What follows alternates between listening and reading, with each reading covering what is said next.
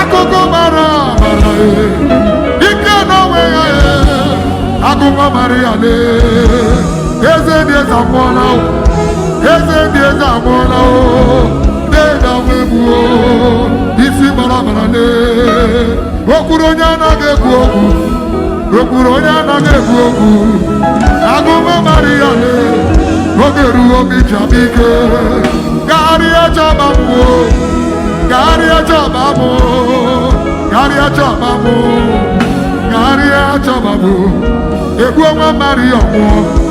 Ebuka Maria Monica, Ebuka Maria Monica, let the Jesus do. Yes, Jesus do. Yes, Jesus do. Ebuka Maria do. Ebuka Maria do. They don't know. Yes, Jesus, lift your hand, ask God to show you mercy.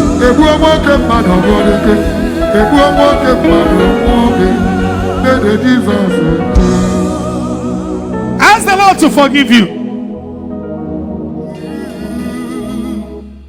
Not now, for instance.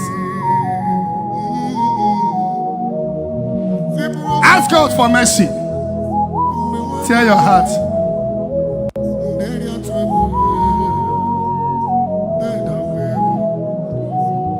Ask God for mercy.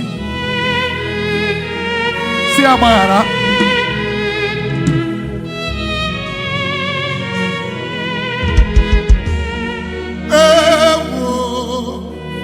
Hey ya, oh, Hey ya, here money me.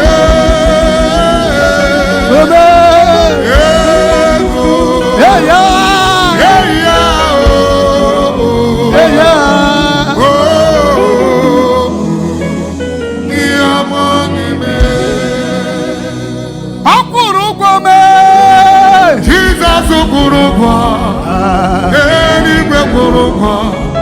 Ọkụrụkwa jinome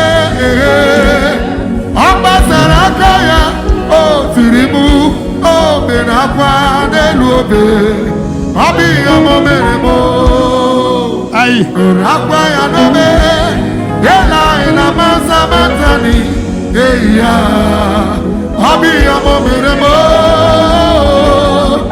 ọ na-emetụ n'obi ọ na-emetụ n'anụọ eche tọmọgoro n'Igbo.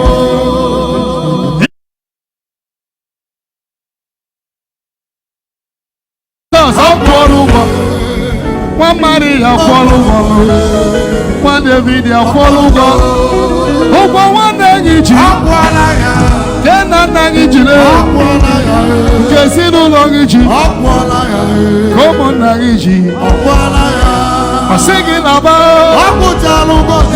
singing about one name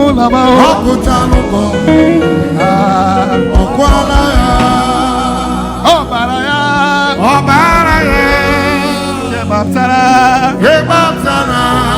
Okurugwa Eka nwere obe Ebenede Uwagama Ọbara Jizọs Ọbara ya Kebabtara Okurugwa Eka nwere Ebenede Uwagama Ọbara Jizọs. Lift your hand and confess those sins. We are about to stop the first session. Tell the Lord that we don't go into the new year with a sin. Sin of fornication, sin of lying, sin of masturbation. Forgive me and show me your mercy. Forgive me and show me your mercy. Show me your mercy. Show me your mercy, Lord. Show me your mercy. Show me your mercy. Show me your mercy. Sin of abortion, sin of idolatry. Ask the Lord to show you mercy.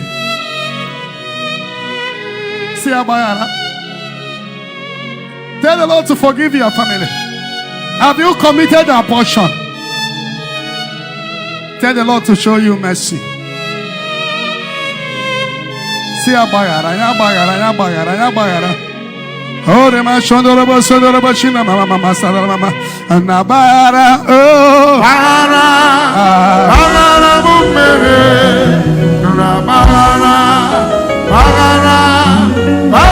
mumere, bagara mumere, Jesus.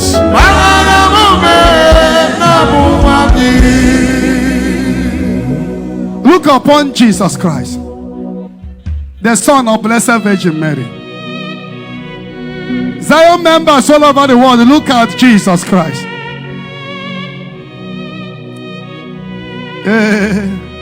Marabashana Lamakana.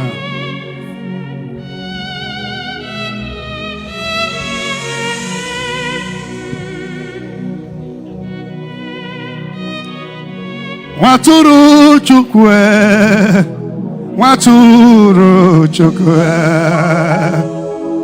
Onyele bocha Funjo nke uwa Meranye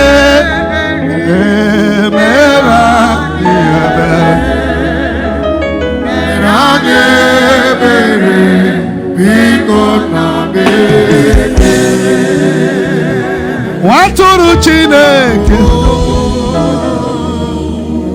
Waturu Chineke Onyele bocha Funjo nke uwa Meranye bere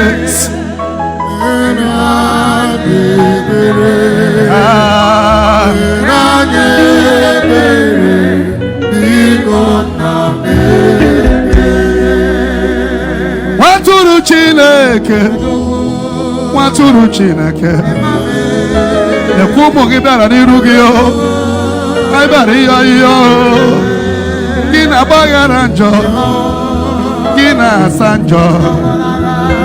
na-asa njọ Waturu Chineke odogwu isi gbara ọbara nwa Maria nwụọ nwa David anwụọla nwa Maria anwụọla nwa Maria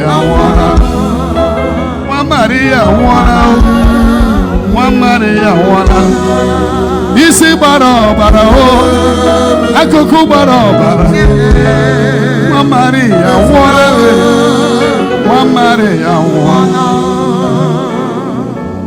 I lift your family up, the sins of your ancestors. The Bible says in Exodus 12:13, when I see the blood, I will pass over. When I see the blood, I will pass over. The Bible says in Revelation 12:11, we overcame Satan by the blood of the Lamb and by the word of our testimony. And a word of our testimony. I call the power of the blood of Jesus in your life. I declare mercy upon you. Amen. Mercy upon you. Amen. Mercy upon you. Amen. Lift up your hand and shout the blood of Jesus. Blood of Jesus. Shout the blood of Jesus. Blood of Jesus. Shout the blood of Jesus. Blood of Jesus. Shout the blood of Jesus. Blood of Jesus. Shout the blood of Jesus. Blood of Jesus. Shout the blood of Jesus. Blood of Jesus. Shout the blood of Jesus. Blood of Jesus. Shout the blood of Jesus. Blood of Jesus. Shout the blood of Jesus. Blood of Jesus.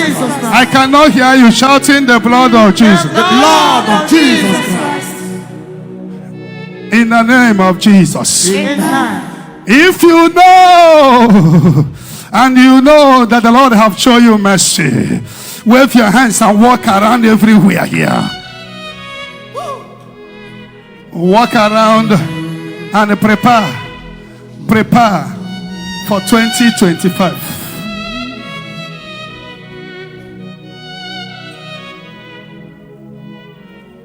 Who is the first person checking me here?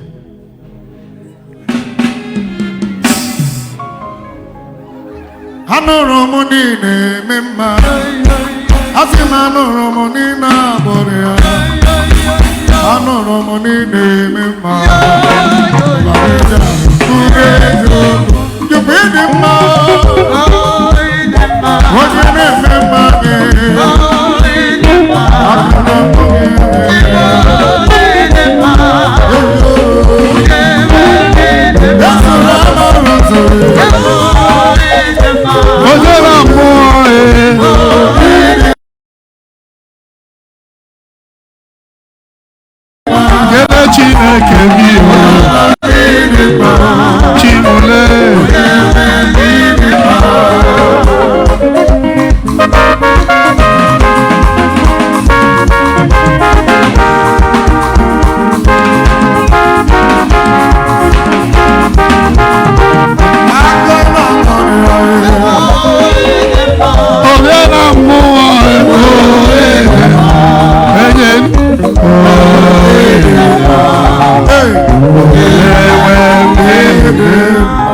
Thank you for watching. Subscribe to our YouTube channel and watch the next video. Shalom.